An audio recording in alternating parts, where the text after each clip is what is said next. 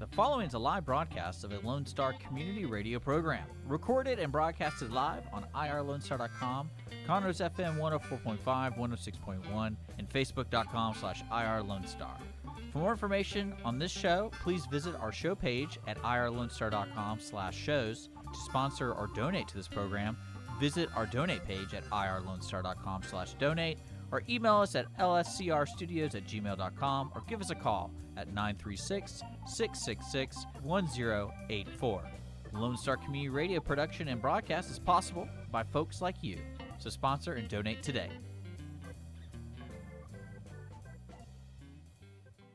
You are listening to Lone Star Community Radio on 104.5 KCZW LP Conroe and 106.1 KZCC LP Conroe, and worldwide at irlonestar.com.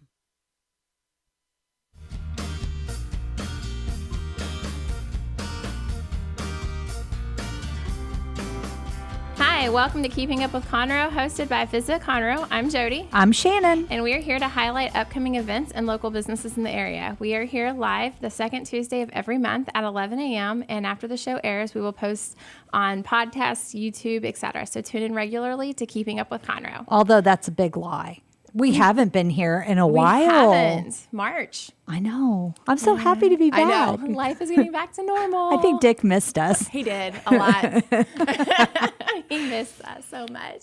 Well, we've got some exciting things to talk about today. Right. So Yes. First, our first guest. Yes, we have Katie with Bears Etc. Welcome back. Good morning. How are you? Doing fairly well. We were just catching up before Yes. we went live and hearing about helping with the evacuation of some of the animals You had down some along the coast. excitement. Yes. So we have a friend with a small zoo in Orange, Texas, and we were able to provide placement for his 33 animals while he evacuated for those few days during Hurricane Laura. So that's very exciting, very exhausting, because usually, you add 1, 2, maybe 3 animals at a time. I mean, we did take the 40 parakeets, but to add 33 different animals all at once and then have to care for them every day, it threw a wrench in the works, but we really, due to help from volunteers, made it happen, and we were able to take good quality care of their animals. And what kind of animals were there? So we had a dozen birds of different shapes and sizes. So we had lories and cockatoos and Amazons and macaws. And then we had an African porcupine and a kinkajou and a coati-mundi. And then we also had some other smaller animals like a tenrec, which is kind of like a hedgehog. It's a critically endangered species. Oh, wow. So we like to talk about those guys a lot. You can see him on our Instagram and our Facebook if you scroll back. So it was really good. It brought back really good memories of zookeeping and stuff like that for me, because I do miss the animal world so much. Not that, we don't have animals that I already care for, but having the different animals to mentally stimulate you and what are you going to do to mentally stimulate them and enrich their lives for that day is enriching for me. So. Aww. I love people that have such a passion for what they do. So, and that's one of the reasons why when Jody and I were talking about who can we bring on, it's like, oh, we've got to get her to come in and talk about the animals. And this was before we even knew about all of this stuff. So are they all home now? They're all home now. Yes. Yep. So thankful everyone is safe back home. They only had some fencing damage, and they were able to correct that and get a generator so they could take everybody home all at once. And they've got power back now? Someone told me yesterday they're supposed to get power back tomorrow. All right. So so keep praying for them that happens and everybody can. My aunt and uncle, I'm from Louisiana, and my aunt and uncle live in Pineville, Alexandria, and they were without power for 10 days. They finally got it Saturday morning. Yeah, got power that's crazy. Saturday morning. So, it takes a while, but bless her heart, and too bad it's in all this heat. It just makes it even worse. So. Yeah. So, but everybody's safe, so that's good. Well, good. Well, let's switch gears. Tell us a little bit about Bears Etc. What is it? What's your mission? Kind of how does it fit in with our community? So our mission is to provide permanent community-based sustainable placement for exotic animals out of the pet trade, with the bigger picture being leaving the world better than we found it, by connecting people with nature through the animals that we rescue, and giving them a piece of the wild, the PEACE. So we want to provide them habitats that can mimic what they would have in the wild. We can't give them the wild, they still, because they're not native species, they still have to be caged in, but if we can give them as much as they can so they can be as natural as they would be in the wild, and we can demonstrate that for people and help them understand that what you see on the YouTube and what you see on Facebook isn't natural for some of these animals, that we can do that and help educate. And that piece comes along with those people too, being able to be out in nature, not on their phones and electronics all the time, gives you a different sense of peace and de-stresses. And so we want to invite people to, spend time either in our backyard or in your backyard, or in the woods. Just go down, to the Sam Houston forest, just for a few minutes. We want to encourage you to do that. And that will leave your world better than we found it because of that change in energy and everything. So it's awesome. So how did you first get involved? You said you were a former zoo? So I started with exotics back when I was in high school, and I worked for a veterinarian who saw exotics. And then from there, I started working as a high school intern at a local backyard menagerie. So I raised tiger cubs and monkeys, and that's where I fell in love with bears. I've always loved bears since I was a little girl. I collected teddy bears and stuff. But I fell in love with these 2 retired circus bears. Also, a couple camels came into my life, and I was just like, wow, everybody underestimates the hoof stock, so I fell in love with those.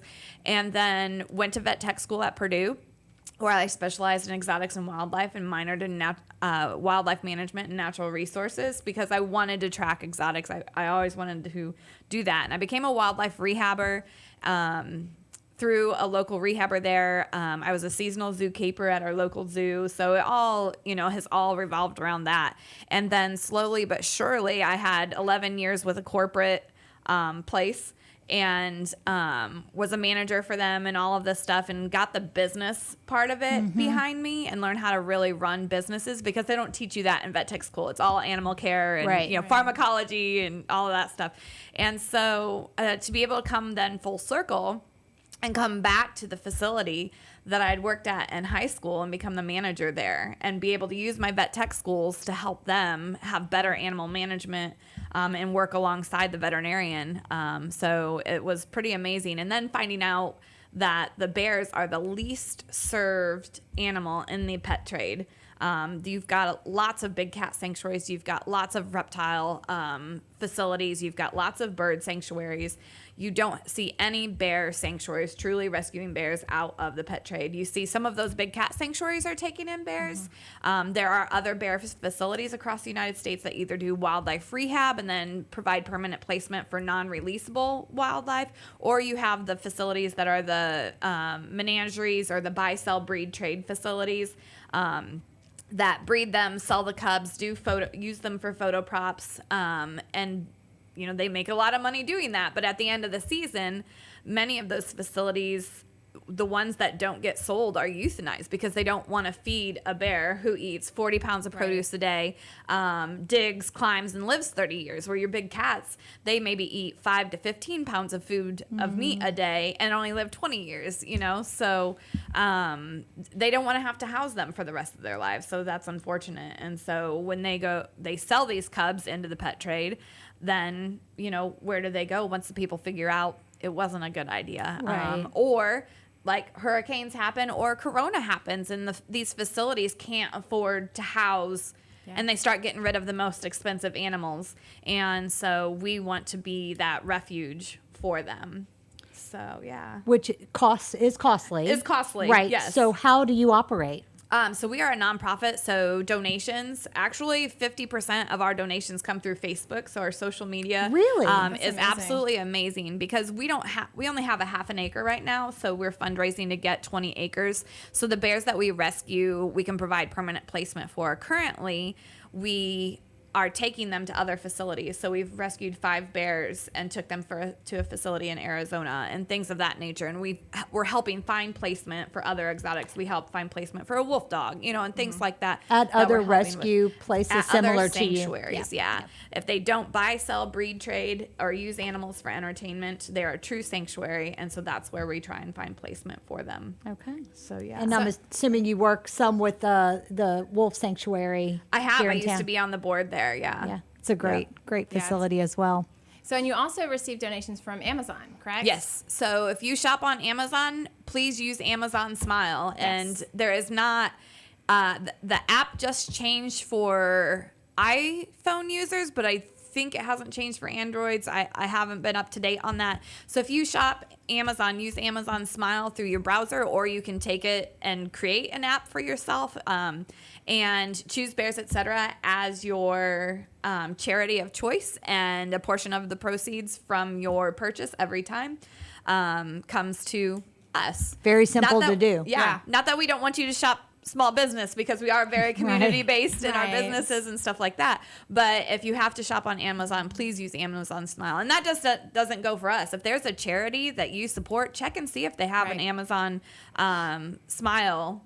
We that you did can that choose for them. like band and Yeah. my son's athletics through Correct, high yeah. school. Yeah. We also on eBay. If you're selling something on eBay, you can choose us as a charity, and you can donate through our website and, like I said, our Facebook. And you've got events here, and you're involved here, so obviously Yes. there's opportunity to take to give donations or right, whatever. Right. Locally We've been as well. doing a Rayford Sawdust Market every other Sunday down in the Woodlands, so you can come see us there, buy a T-shirt. All of our sales of our shirts and all of our product at our booths is for our operating budget, where all of the donations come in and go into our capital campaign. So that's good to know. that's kind of how we've set up for success. Well, we haven't been able to have any of our events. We had to cancel our birthday bash in the spring, and we've canceled Oktoberfest for the fall. So all of the donations coming in, depending on what they're earmarked for, depending on what somebody says, here, this is for printer ink, or here, this is, for the parakeets, or here, this is for the tortoises, whatever it's earmarked for, that's what it goes for. And so Right. we're really appreciative to find these little markets and stuff like that. So if you're having an event and we can have a booth, preferably for free, Right. we would love to come set up, because our operating budget right now is super small, and we're members of the chambers. So, we're always giving back and working. You'll see us at Lobster Fest that's coming up. They changed the way they're doing that, but we're still volunteering at Lobster Fest. We're still, trying to help out. We're going to Bridgewood Farms. They're having a Christmas event, and they've invited us to come, because at our events we give free booths to all nonprofits. We want to be able to give back even more. So if you're a nonprofit and we have an event, you're more than welcome to come set up and collect donations through the people that come to our event, because we want to help you too, because we know how hard it is to run a Right. nonprofit. Correct. So And we're all in this together. yeah, So. Yes. Well, exactly. I wanted to ask about your outreach. Do you do things with the schools, and how do you do your outreach in the community to help, like you were saying, educate the people about? I do. I love public speaking. I don't know if you realize that or not, but I love being out in the community and You're talking not to people. shy. I'm not shy at all. I probably should have been a motivational speaker, but I love animals so much that I'd rather do that. So I go into schools, classrooms, and because of my vet tech and biology background, and my husband is an ecologist, I can do anatomy, physiology, and I can talk about any of the animals I've ever worked with. So if you want to learn about tigers, you want to learn about amphibians and reptiles, you want to learn about birds, I can come in and talk about those anywhere from, elementary school, preschool. We have a program for preschoolers. We make bear masks, and we, read a bear story, stuff like that, all the way up into high school, where we talk about ecology and habitat management and all of that stuff for bears, and why they're the best propagator that we have in the United States to help with ecological restoration. Very cool. So- Do you work at all with A&M? Not yet. that's my goal, is to build a connection with them. And I've got a connection for you. I'll well, talk there to we you about go. that. All yeah, right, sounds because I good. think there's some great opportunity there too. Yeah. I actually got my degree in recreation, parks, and tourism, but I took a lot of wildlife management and a bunch of those kind of classes at the same time. Yeah, so, that would be absolutely yep, wonderful. I've got some connections for We're you. also a member of the Texas Black Bear Alliance. I'm actually the vice president of that. So we're helping talk to people about bears that are coming into Texas from Louisiana, Arkansas, and Oklahoma, and how to be bear aware and safe. So we do that as well. So if anybody has a group that's going to Montana, Colorado, West Wyoming. Texas, Wyoming, I can do a bear awareness program for you to what to do and what not to do when you go into bear country. Scouts. You need to tell all the scouts. When my Right. son did the hike through Philmont, Yes. the Cimarron Mountains, he had to take bear repellent and bear stuff. And I'm Yes. like, oh my gosh. And it's just like if you carry a firearm, if you're not used to using it, it's not easy to, and you don't carry it. So many Right. people carry it in their pack instead of on their waist. Yeah. So all of these little Correct. details of how to practice, how to pull the pin, you don't actually have to spray it, but practice with it before you go. Right. You know, Yeah. practice makes perfect. And so He yeah, saw just- bears, but he was good. Yeah. He was So, and my husband told me we plan on going to Montana this before Christmas, so I might have to hit you up for Yes, some advice. yes, I will be more than happy. We'll also do pause parties at a part of our outreach. So similar to your Pampered Chef parties or your, Really? whatever, that we go into your home, we'll bring wine, beer, hors d'oeuvres, and just give us 15 minutes, have a party at your house, give us 15 minutes to talk about bears, et cetera, what we're doing. And then, that helps spread the word too. That's cool. So, That and is then we fun. collect donations that way. So, That Yeah. does That's a sound great fun. idea. Because we do parties, those, Pampered Chef or Tupperware or whatever. That's a great idea. I like that. So all different kind of out of the box ideas that Yeah. something that nobody else is doing that we can do, that we can bring it to you. I go to Rotaries, I go to Lions Clubs, I go to all of that stuff, and try and help spread the word. So Okay, so I follow you on Facebook. So tell Yes. us about the parakeets. Okay. Because I kind of understood, I learned from Facebook what happened. But yes, so back in February. I'm in rescue. I also do dog rescue. I foster dogs for OPA, which is Operation Pets Alive, Who Rescued Who, and ASVT, Animal Shelter Volunteers of Texas. Just depends on who needs help at the time that we have an opening. So I'm in a lot of dog rescue groups, and I get tagged that there's these parakeets in this I do remember park seeing this. in Houston. That someone had released, and it happens the same time for the last 3 years if you search their Facebook page from this park. And so I was like, can someone go get an eye on them, because I'm an hour and a half away, and I'm not going to go down there if they're not there. Right. Learning from the wildlife rehab days, if a goose can get to water or a swan can get to water and it has an injured wing, you're never catching it. Like, you just never are. So if these birds are full flight and they're already gone, I'm not driving an hour and a half down there. Correct. It's just simple time management. And so someone close by, I put a plea out on Facebook. Someone close by said, they're still here. Head on down. A cat rescue person and her friend came and met me there. So we've got a cat rescue and a bear rescue gosh. down there rescuing these parakeets. And come to find out, there are religious organizations that in their home countries, they would go to the wet markets. So the wet markets are what we saw at the beginning of this coronavirus, where they said someone ate an infected bat Right. or a pangolin, and that caused the coronavirus. Nobody knows, was it that? Was it biological? Right. I'm not getting into that. The politics but, of that. but understanding that this is their freedom of religion to be able to take a caged animal and release it back into the wild. That's what they would do to bring good karma, good luck to them for the rest of the year. So we go down there, and it just so happens that someone had walked the day before, took pictures of the boxes next to the trash can from these released parakeets. So they released over 100 parakeets. It was like one of the coldest, wettest days in February. And these guys were hypothermic, which means they were super cold. They were hungry. Someone had put down birdseed, but they were so scared to come down because the peregrine falcons, when they flew out of the trees, were picking them off. Oh, gosh. And so for me, as a biology, person and stuff like that, I look and I see, and they're picking off the white ones, the yellow ones, the pretty ones that most people want to adopt, but not the green ones, which are camouflage, because humans have created these colors for captive pets.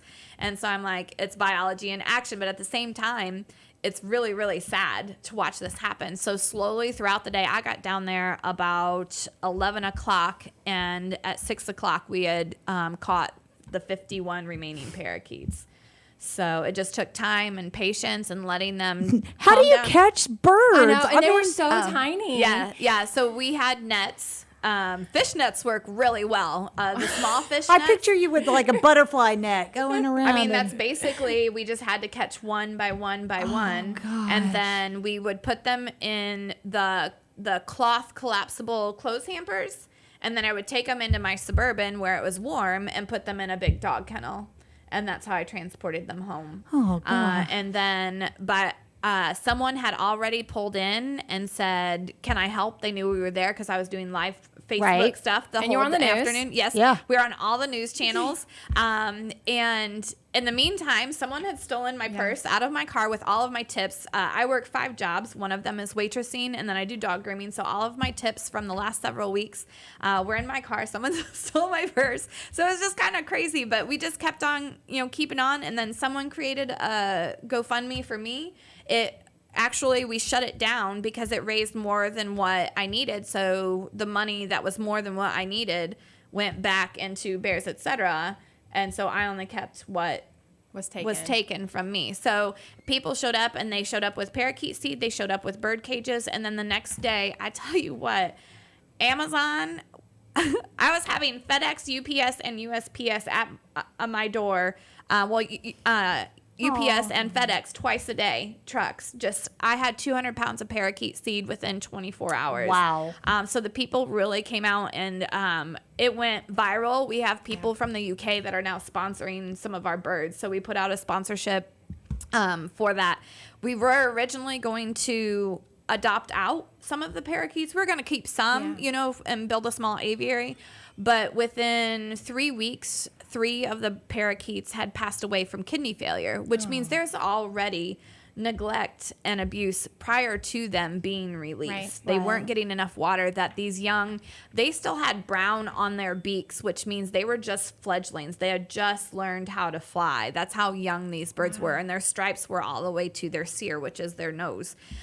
So they were babies being released, and they wouldn't have known how to survive in the wild. While we do have some that do survive, we have a colony of Quaker parrots and stuff like that live around here and in Houston. They will survive, but at this time, and as young as they were, these birds would have not survived with the circumstances they were under. So after the kidney failure, the necropsies coming back and talking to our vet, our board voted that we're going to provide permanent placement for all of these. So I put a plea out. We built out a shed.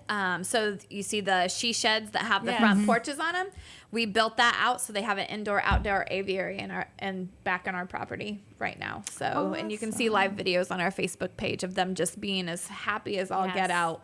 The sun comes up and they're out there. I can hear them in my house. And you pull in and you hear them because they're just so happy and that chattering. has to be an amazing sound to know that you were able to save them and to know that they're safe and better off. Yeah. And I warn people, be careful what you pray for, because a year earlier, someone was at the Conroe HEB and they had caught a parakeet, and we took it in, and he needed friends. They're flock animals, and so we'd been praying for a friend for him. Someone, Well, there you go. And here we get 40 more parakeets. Oh, gosh. And it's my understanding you were able to educate the religious group that had released them. We haven't yet. Okay. That is our goal. Yeah. We found out that there's like 10 or 20 of their organizations within a 10-mile radius of that park.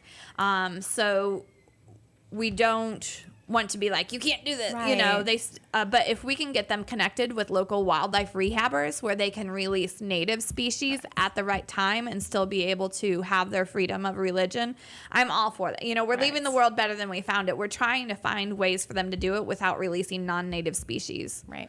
Right. So, They yeah. have the best of intentions. And so it's just about education. Exactly. Yes, exactly. So Well, and if you're not following them on Facebook, you Yes. definitely need to, because it is pretty exciting sometimes Correct. when we're watching you live, literally going Yes. to Houston to pick I up love these seeing the birds. animals, though. I do. I love scrolling through your feed and seeing all the animals. I'm gonna have to go back and look for that little hedgehog thing. though. I know. I haven't the seen that. Yeah. I haven't. Yeah, it's I don't easier to remember see if on I our saw it. Instagram because we've been posting a lot more educational articles recently on our Facebook page. So if you Yes. go to our Instagram, it's Bears ETCTX, and you can see him. I will pretty definitely do that. quickly. It- So he's and your pretty website adorable. too, so everyone can. BearsETC.org. .org. And There then you we're go. Bears ETC on Facebook. Yes. Okay. And can people make donations or find out how to get involved on your website and Facebook? Website and Facebook. We are updating our website, so please be patient with us. Not everything is on there that we want to be on there right now. I actually have a meeting this afternoon. But yes, and we're always looking for volunteers, both animal care, educational outreach. We do booths. That's how we earn our operating budget. And we have a lot of booths coming up as we're hearing as people are opening up and Right. doing things, booth opportunities. And then we're working on Birthday Bash for February 27th, 2021. That's so coming up faster than you think. It'll be here before you know and it. it is Yeah. a car show, and we are partnering with God's Garage. That's that we're such a having great it- organization Yes, too. we've been friends with them for several years, and since they've recently purchased their 13 acres, they're like, come on. You know, they always are judges at our October Fest with our barbecue cook-off, and now, you know, we're having a car show, so we're having them help judge cars and stuff with that, and we'll have ice cream and cake because it is our fourth birthday, our fourth birthday. So we'll have all kinds of stuff going on out there. Well, we'll make on sure and February help push all of 27th. that out too, Right. because Yeah. that's always fun too. So. Yes. That's awesome. Well, good. Anything else you want to share before Yeah. we go? Let you get out of here. We are looking for 20 acres. So if anybody has large acreage and they would like to lease, owner finance, donate, because we are a 501c3, we need 20 acres to help save these bears. If anybody watched Tiger King, that was a huge hit. I think everyone I watched think it everyone during watched it. quarantine. But me. Yeah. But me. Yeah, and you're fine. We have known about these guys since 2009. And I have had threats from Joe Exotic and because of speaking out against him.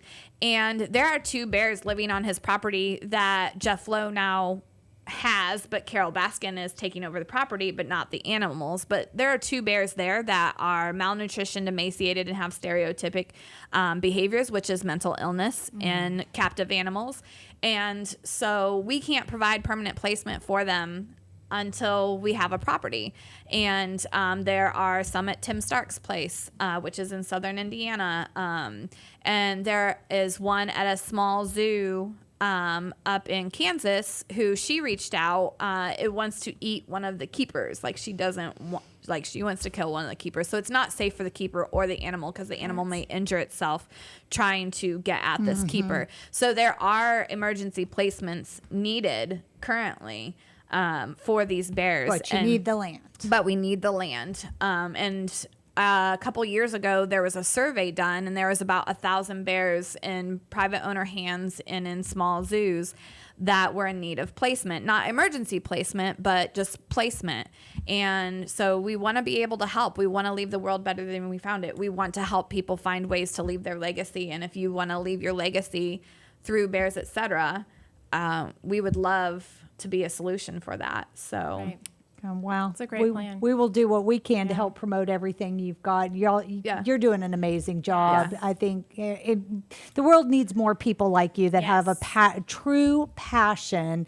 And if you're doing what you love and what you believe in, it's not really work, right? Right, So, right, exactly. yeah, And we so- want to be better for this community. We want to be a draw for Montgomery County. Absolutely. Like we love it here. We don't want to move. I said if we had opportunity to go to Walker County, San Jacinto County, Grimes County, that we would, but we really, really love and are involved in this community, both my husband and I. So we would really love to stay here if we can. Well, we'll see what we Yes. can do to help. For sure. So For sure. we appreciate it. Thank you Yes, so thank much you. for Yes, coming thank you for having me in. and continuing to support us. Yeah. Got it. You want me to do Go this? for it. Well, thanks a lot. We need to take a quick break. And stay tuned. Up next, we'll be visiting with Frank Robinson with the City of Conroe. You're listening to Keeping Up with Conroe, hosted by Visit Conroe. Want to check out the fastest growing sport in the world? It's right here in Conroe, Texas, and it's roller derby. Conroe Roller Derby is a non-profit recreational league of women and men who want you to come and check out the fast-paced, hard-hitting game of roller derby. The Conroe Cutthroats practice at Rainbow Roller Rink on Tuesdays, Thursdays, and Sundays. You can find our game schedule and more information on our website, www.conroerollerderby.com. This is Rick, TRC. Every Tuesday on my show, Afternoons with Lone Star from 3 to 7, I play back-to-back classic rock hits. That's right. I like to call it a 2 for Tuesday or a 3 for whatever it is you'd like. Call the request line 936-647-3776 or message me on Facebook, Afternoons with Lone Star, make a music request. That's right, you can do it. Here's what else. Go over to our website, irlonestar.com. Get the app on your phone. It's easy. You'll like it. Lone Star Community Radio is Montgomery County's radio station with talk, music, weather, and traffic for Montgomery County. Have a question, comment about one of our shows? Want to know how to reach a host? Just contact the station on irlonestar.com or call in and leave a message at 936-647-3776. Get involved with your community with Lone Star Community Radio. Lone Star Community Radio is looking for those who are interested in hosting their own talk show with monthly and weekly slots available on Conroe's FM 104.5 and 106.1 and on irlonestar.com. Start your own podcast, create your first YouTube channel, and be on TV. Contact Lone Star Community Radio online at irlonestar.com or call the station message line at 936-647-3776. Health Center Southeast Texas is a federally qualified health center. We accept Medicare, Medicaid, and most major private insurances. For our self-pay patients, we have a sliding scale discount program available. Our health centers have qualified providers and staff striving every day to provide the best quality of care to our patients. Services offered are family medicine, behavioral health services, telepsychiatry, and pediatrics. We have 4 area locations. Look up the Health Center Southeast Texas online at hcset.com. Hey y'all, it's DJ Mike from Dance Time in Texas.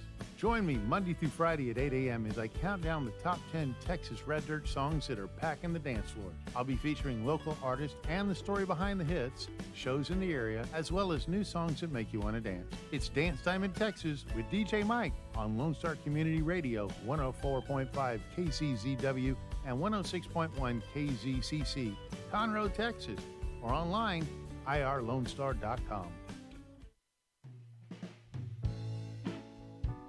Are you interested in learning more about preparing quick, healthy, and safe meals for your family?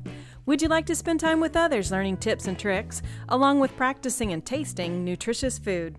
If so, the On the Road to Healthy Living Mobile Cooking School is for you. Call Amy Ressler at Texas A&M AgriLife Extension Service at 936-539-7825 to find a class near you or volunteer to host a class.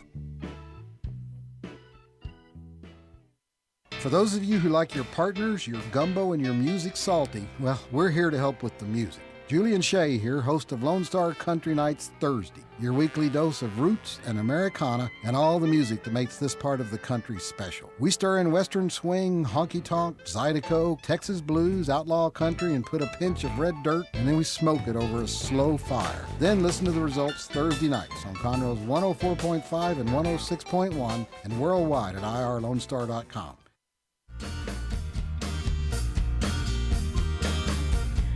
And we are back. You are listening to Keeping Up with Conroe. I'm your host, Jody. I'm Shannon. And we are with Visit Conroe. We have Frank Robinson, the new downtown manager, with us. Hello, ladies. How are you today? Very well. He shares an office building with us, so we talk all the time. Yes. We're friends. Yeah. Yes. But- make a lot of noise. Yeah. Oh, I believe it. Well, we were talking about you earlier with Dick saying that, you were hired right when all this coronavirus stuff hit, and then nothing. It's like the perfect storm, right? I you guess. get hired, and they say, "Okay, get out there, hit the streets, and start, meeting people and all that." And the next thing you know, the day after that, Everything closes. Everything shuts down. The Right. governor says, "No, go away." Just joking, go home. Yeah, you stay at home. Don't come to work. Don't do anything. Glad you got to see downtown. Now go home. Did give me a lot of time though to read up on Conroe's history and figure out who the movers and shakers are. And of course, you two were the first ones identified. Yes. I'm partial. I'm partial to here because this is home. But Yeah, you did tell me that. Didn't yeah, you? that I think Conroe girl, right? Conroe girl. Yep. High school and everything. I was right? born here. My Wow. dad graduated from here. My grandparents are from here. So yeah, this is home forever. Yep. But yep. I mean, it can always do. It's beautiful, but there's always things that we can do to make it better. Oh, absolutely. Well, Conroe's just growing like crazy anyway. It's ridiculous. Yeah. Well, tell us what you've learned in the Yes. time that you've been reading. Okay. And then I know that you've been able to talk to a lot of the downtown businesses and owners and residents. What have you learned? Well, I have. Just before COVID actually did shut us down, I had the opportunity of meeting some of the folks here, and it gave me the idea that we needed to do a survey of downtown and find out just where people were in their attitudes and opinions about a variety of things. Last year, you may recall, the City Council adopted the Downtown Conroe Development Plan. Right. Now, they've had several plans over the years. Yeah, I think this was phase 2, wasn't it? I don't know.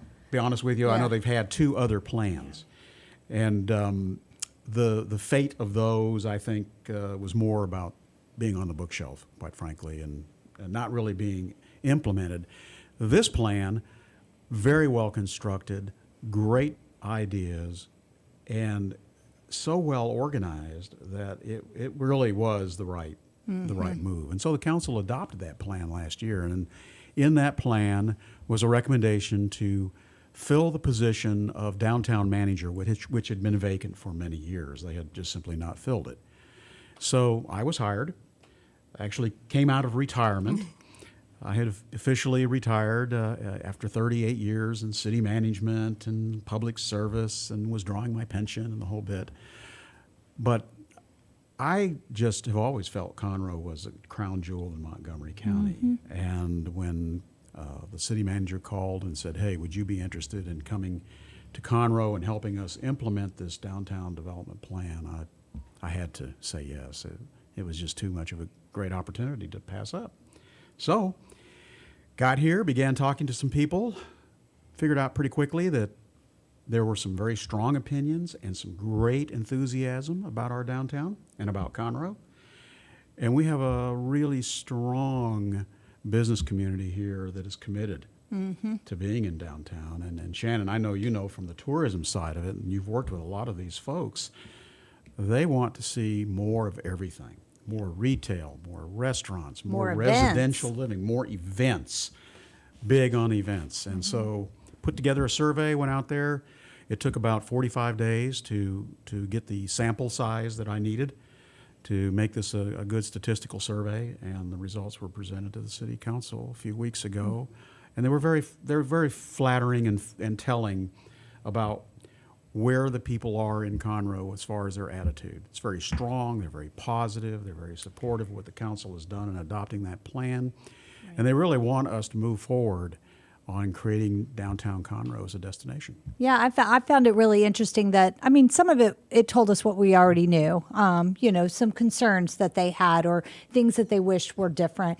But I was really pleasantly surprised at the positivity that came out of it. Yes. And how they already liked some of the things that were being done. Mm-hmm. And it wasn't just turning around going, great, yes, now we want you to do this. They were like, how can we together get this done? That's right. So I was really pleasantly surprised at how the results came out. I think you really summed it up well. Yeah. Yeah, they in spite of some, everybody has concerns about all sorts of things in our downtown, but none of that diminished their enthusiasm. And it wasn't anything that couldn't be overcome. That's right. That's right. Everything's fixable. Yes. And quite frankly, some of these things are just going to be ongoing inherent issues with an urban environment. Right. You know, you are always going to have some traffic. You're always going to have some parking issues. You're going to have some noise. Especially if you're a fast-growing community like Yes. Conroe is. Yeah. I mean, it's hard to maintain that Main Street downtown feel when everything around you is exploding. So Yeah, it'll stay hard to be seen as that small town feel, as you know they're expecting over 100,000 just in the city limits by the end of the census. Yes. That's not a small town by no. any means. But if you can keep the downtown area that way, it's kind of fun. And having all of the privately owned businesses in downtown and not all the chains, it really makes it nice. Tell us about your background. What have you done in the past, and why do we think you're the man for this job? Well, my background. It's you mentioned city lots management. of twists and turns. Yes, I didn't start out that way. My first real job was in the city government was a police officer. I started out. I didn't know that. Yes, in 1971, Denton, Texas. Okay, I love I was a student at University of North Texas at the time, and had really a good time as a student there. In fact, I made the dean's list 3 times. Twice for academic probation and once for academic suspension. Oh, well, there you go. So I had to get a real job and figure out life so I could go back to school and finish it. Well, the city of Denton was hiring for police officers, and I was hired and trained and became a policeman. And that's how I got started. And eventually worked my way up into the ranks, and then was recruited away from the police department to come to West University Place as the chief of police. So in the city of West University Place, I started out there as the chief of police, and about 2 years later, there was a reorganization, and I was promoted, and my officer said I crossed over to the dark side. Oh, yes. I went into city management, and that's how I got started. I was the deputy city manager there. I left for a while, worked in the private sector for nearly 10 years in real estate development for one of the largest real estate development companies in the United States, Century Development Corporation. 4,000 employees and 30 million square feet of commercial residential space, and I was the head of corporate security. So we had several hundreds of employees and lots of responsibility, but never really felt full and complete. You know, there seemed like there was always something missing. And later, I decided to jump on an opportunity to become the operations director for the Greater Greens Point Management District, which was a special district. Greens Point was in real trouble. You might remember back in the early 90s, lots of, they called it Guns Point down there. It was terrible. That's where I went clothes shopping for school every year. Yes, it was it was not good. And I came in as their director of operations and set up their public safety program and helped turn that place around and reduce crime significantly. And one thing led to another, and was recruited away from there to the Woodlands to open the doors of what was then known as the Town Center Improvement District of Montgomery County. So my job was to organize, staff, create the budgets, develop the marketing program, develop the policing program, develop the economic development program. And all of that came together, and after 14 years, and while doing that, graduating from Sam Houston with my master's degree in public administration, I then got recruited away again. And this time it was to California, of all places. But I went out there for 9 years and was the city manager for the town of Apple Valley. Now, you two may be too young to remember, but this was the home of Roy Rogers and Dale Evans. So when I reached the magic retirement age, I retired, and we had bought a home back here in Texas. You can take a Texan out of Texas, you just can't take the Texas out of a Texan. Yes, so that's as soon correct. as I managed to retire, came back, and thought I was going to enjoy a life of retirement. About 2 years into it, couldn't stand it, hated it, had to find something to do. Began really getting involved in the City Manager Association in Texas and all that. And the city manager here in Conroe, Paul Vergadamo, was my sponsor for that. We've known him for years, 25 years. But when this opportunity came up, I think that he probably recognized the background, the experience, the success that was associated, especially with the Woodlands and the downtown development there, and helping that community grow the way it did, and actually working with the state legislature to change the character of that special district so that it became a township. And I'm sure all of that played an important role I in think their decision so. to hire. I mean, I think all of your past experience that you've mentioned definitely could play a part in helping Conroe kind of go to that next level, downtown Conroe go to that next level. Well, so. I certainly think the Conroe has every element right now, and it just needs to be directed. Everything we need to push everything in the right direction. I'm just chomping at the bit, though. Anything that you mention or an idea that comes up, I'm like, great, can we do it now? 'Cause, She's so good about the that. downtown plan is so exciting, and I'm just like, okay, I know it requires quite a bit of let money, me- but I'm just like, come on, Let me just tell you, let's do for it the now. listening audience, for their benefit, Shannon, you are such an enthusiast. You are. Talk about optimistic and looking towards the future and pushing Correct. the envelope, and Jody is what a great assistant you have here. Absolutely, helping you we've got a along the path. wonderful team. Well, You really do. Can you share some of the new and exciting things that are kind of on the horizon for downtown? Sure. I can go into a few things without. Don't give away any trade secrets. Well, I But can't. I have to be careful because we have some developers here, Sure. and sure, they want to have the course. day when they can wave the banner and all that. But we're going to see some new development in downtown. One of the things that we got the city council to adopt, and I think they're very optimistic about it, is the downtown housing target zone program. As you know, there's a $15,000 per house that can be. It's an incentive that comes in a form of rebated taxes back to a developer for building new residential product here in our downtown, and it's very clearly laid out. You can go to the website, the city's website, and go right to it and learn about how that program works. And already we're starting to see some interest in it. that'll bring some life into Yes. downtown Yes, it will. at all hours of the day. Yes, So yes. that's I exciting. think that'll help continue to grow the restaurants down here. I think so too. Well, any kind of offerings. I mean, Mm-hmm. the Mercantile right next door is a perfect example. I mean, it's like a little mini grocery store, and for those residents that live down here, it's quick to run over here and grab something. It you is. don't have to get in your It car, is. just Yeah. walk. Yeah. And the residential living component is going to increase in downtown. There's no question in my mind about that. We have developers that are very interested in building brownstones, building condos, combining retail, residential, and parking garages all in one multi-unit type project. That's awesome. Yes. We have some restaurants that are looking at downtown right now. I know we have a brew pub Some new that venues. is Yeah. in the works. They're very interested in coming in here and bringing their craft, and both selling the beverage plus providing a restaurant experience to go along with that. Some We know live that- music venues. Live music venues, right? We have a new jazz Yeah. bar experience coming into town, and they'll be announcing here probably around, I would guess somewhere around January of 2020. Exciting Yeah, I'm things. excited about that. Yeah.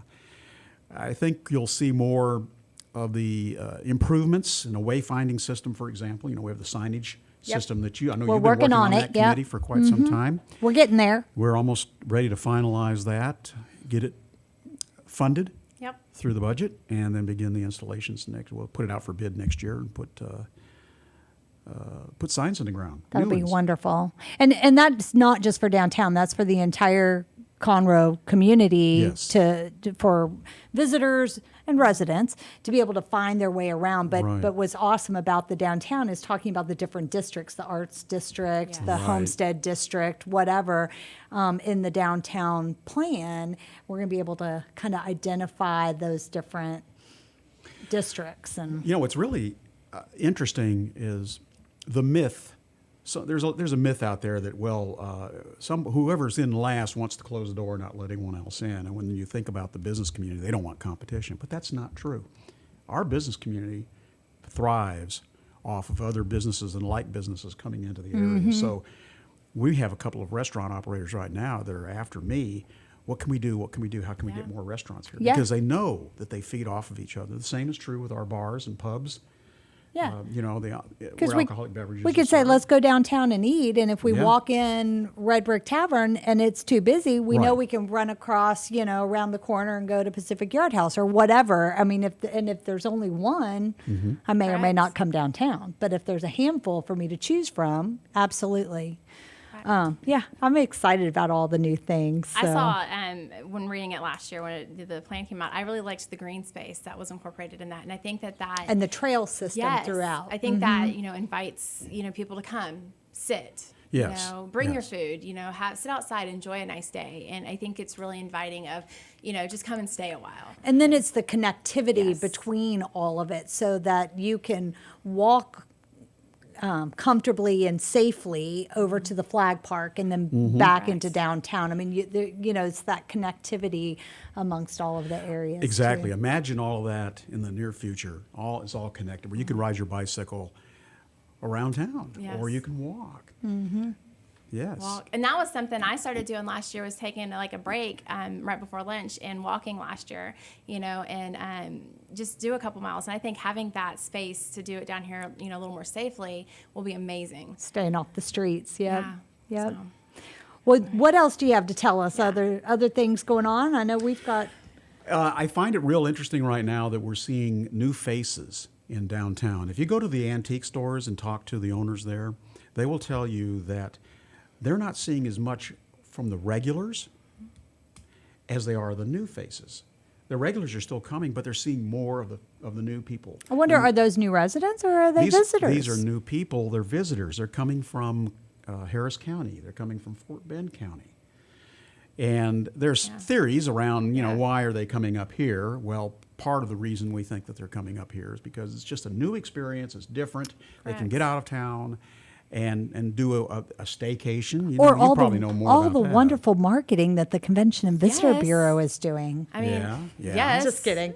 I'll But yeah, take no, the message out, definitely. we do get a lot of drive-in traffic, so that's good that they're not just taking advantage of the lake, that they're actually and we're coming really going into to downtown. capitalize on that. We have, I think, an opportunity to do what I'm referring to as cooperative marketing, where the city will lead the charge to market downtown Conroe as a destination, using social media, using billboards around the state, around the region, to draw people in here, make them aware of Conroe. Correct. We can't take that for granted. That Right. everybody knows where Conroe is. Right. That's not true. We have to advertise. You know what, Leah? If you don't advertise, it's like kissing a girl in the dark. You know you've done something, but nobody else does. That is awesome. Right? I love it. That's correct. You're never quite sure I what's going to know. come out I was of like, his mouth. waited. Well, I'm watching our time, Yes. so Dick's going to wave at us any minute. But I do want to throw some things out, and we'll keep talking. But I do want to make sure that we mention that it kind of seems like things are getting back to the new normal, and we're starting to kind of open yes. things back up, and a lot of things are going on in downtown. Of course, we just had the first Thursday, first Thursday concert of the year, finally, last week, and we've got another one because they didn't necessarily cancel all of the ones prior to, they just moved them later, and that is down here at Heritage. But we have a tribute to Journey. It's the Escape. It's the Escape. Yeah. Escape Band. That's on September 17th. And along with that, there's a farmer's market, and there's a great opportunity to go listen to some music, and then maybe walk down the street and grab a bite to eat in downtown while you're here and check out some of the places downtown. Then we have another one on October 1st. That's a tribute to Garth Brooks called Rope in the Wind. And then we have one, it seems like every 2 weeks. We're just going to knock all these out. It's no longer the first Thursday. It's just a Thursday We're going to knock them all out. October the 15th, Derek Spence is a tribute to George Strait. I'll probably be there at There'll that be one. some good ones coming up. And then, in case you missed it, October 9th through the 11th, the Conroe Cajun Catfish Festival is a go. It is happening. We just got word of that last week, so we're very, very excited. There's going to be some changes, obviously. You have to buy your tickets online. Certain parts of the festival. You won't even need a ticket to get in.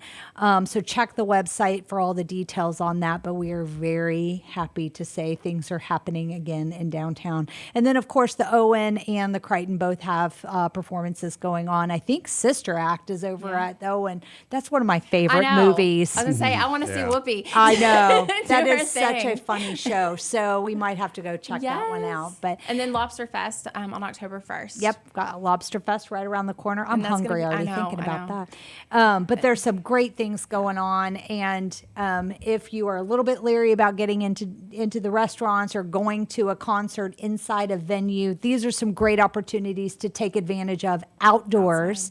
And all of the organizers of all of these events and things, the concerts and stuff, are taking every precaution to keep everyone safe. So it's just a good opportunity to get out and enjoy it. So we're glad things are happening. We will definitely have you coming back in to tell us some of the new things that are going on as we see some new businesses open up, or we're able to kind of share some of the new things. We will certainly pull you back in here and let you tell us some stuff. Well, thank you. Thank you. That'd be my pleasure. Good. Good. Anything else?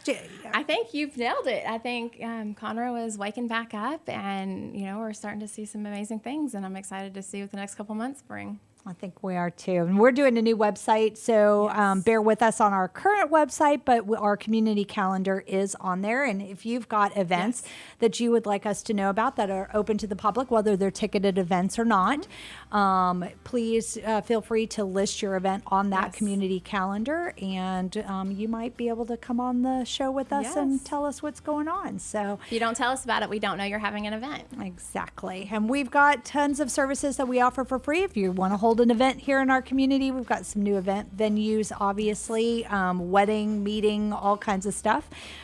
Check it out all on our website, visitconroe.com. Yes. All right. All right. So want to know about the local hidden treasures, looking for things to do in Conroe. The goal of Keeping Up with Conroe is to promote all that Conroe has to offer to residents and to visitors. So tune in monthly.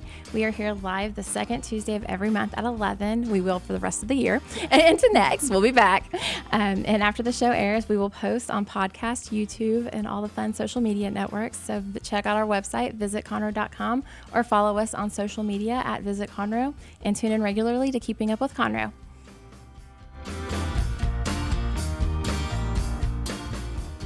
Today's show was recorded and broadcasted live on irlonestar.com, Conroe's FM 104.5, 106.1, and all rights and ownership are reserved to Lone Star Community Radio. For more information regarding this program and Lone Star Community Radio, visit us online at irlonestar.com. Lone Star Community Radio is Montgomery County's community radio station, serving the community with local programming on TV, radio, and online. If you enjoyed today's program, please support us by sponsorship or starting your own show. Contact us today by phone or text at 936-666-1084 or email the station at lscrstudios@gmail.com.